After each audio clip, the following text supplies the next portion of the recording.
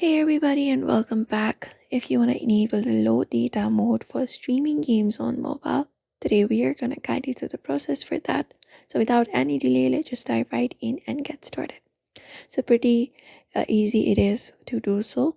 So on your Android device, if you're on Android, you can go to your settings app. And once you go to your settings app, you can look out for the network and internet or go to connection section and tap on it. After you go to connection section, you can look out for the section for data uses on your device. Usually on Samsung device it is found. You can look out for similar options or connections and tap on it. And once you tap on it, you just need to look out for the data saver option and tap on it.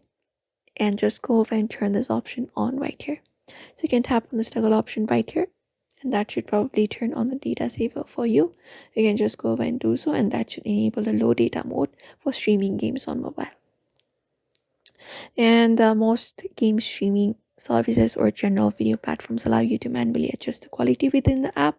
You can change the stream quality from high quality to standard definition, and that should also probably work. You can lower the resolution to reduce the data usage. And also make sure you are connected to a Wi-Fi that is working properly. You can use a trusted Wi-Fi network for all of the large downloads, updates, and most of your gaming, and that should also probably do it.